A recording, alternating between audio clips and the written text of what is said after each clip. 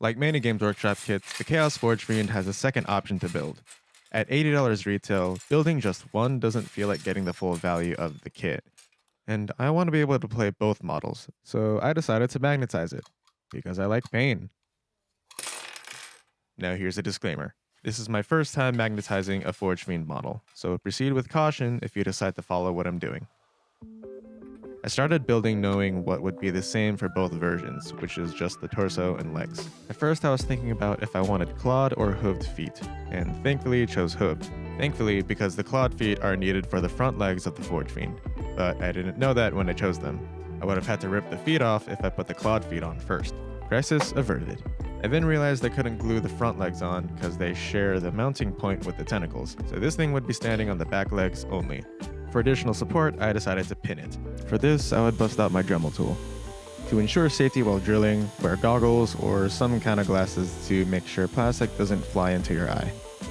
With the angle the leg is at, I knew I couldn't drill straight up, so I went at an angle, trying not to go through the other side, and I went through the other side. I noticed a lot of plastic built up on my drill bits each time I went for an insertion, so I made sure to clear these off before I kept going. I marked the connection points on the base with some paint I don't use and drilled. I cut up paperclip and some super glue later, and this thing can stand. The next step was locating all the points I would be drilling into and how many magnets I need. The limbs and guns were pretty self-explanatory, but a very fiddly point I would find are the shoulder pads. These pieces are used for both versions, and so it needs to be magnetized as well. All told, this took 22 5x2mm magnets for the limbs, guns, and heads, and 6 3x2mm magnets for the shoulder pads and shoulder pad mounts. I found the drill tip that was closest to my magnet size and made my first hole. The magnet was a bit too large, so in a circular motion, I made more space with my drill. This sometimes made the holes a bit too wide, so I had to play around with the magnet a lot to keep it in place. Thank God for super glue set, otherwise I would be sitting here forever. Now this is the most important step of magnetizing a model, which is matching the polarization of your magnets across all your pieces. I did this by marking the ends of each magnet with a dot of paint. I would have used a Sharpie, but I didn't have one around me, and triple checking the magnet each time before I glued it on. For each round point on the limbs, I'd shave off some plastic to make room for the magnet, using my sprue cutters and shaving away plastic with my knife, cutting at an angle according to how the magnet would sit when it's attached. I could have just bored a hole into the piece to make room for the magnet, but I didn't want to risk burning out my drill, although I think I'm just underestimating how strong it is.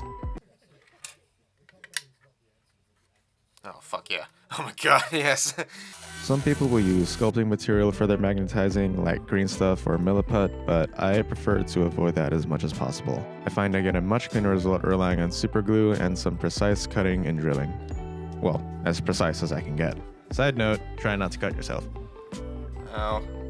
Ow. Oh lord. Come on. I'd mess this up a few times when I'd go to attach a piece and find that I didn't cut enough plastic off. It'd probably be better to send off plastic in small increments rather than cutting chunks. That way you don't risk cutting off too much. I did this for each limb, gun, and head. I'm gonna prime this thing with my blood on it. Awesome.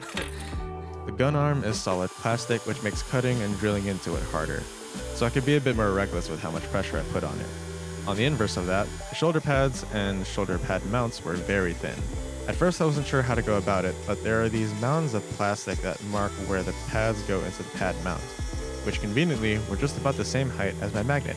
I drilled one of them away, keeping one so I could still discern which pad went on which arm. Don't drill to the other side, and I drilled to the other side. Oh god damn it. Okay. The mounts have holes there already, so I just had to drill a bit to make more room. After about 4 hours of drilling, cutting, and having my fingertips completely caked in glue, I had both forgefiend and maulerfiend ready for priming and paint. Which left me with this. I'm really happy with how this turned out. It's for sure my most magnetized model. Not a particularly hard magnetization process. These larger models tend to be much more accepting of magnetizing as opposed to infantry. It just takes a while since there's so many to put on. If you're trying to magnetize your own forgefiend, I hope you took something away from my process. Definitely don't cut yourself and bleed on your model. If you like this video and want to see more hobby videos from me, show me support down below. You know how. Thanks for watching, and I'll see you next time. Also, these arms went into my bits box. I didn't do anything with them because I thought they looked stupid.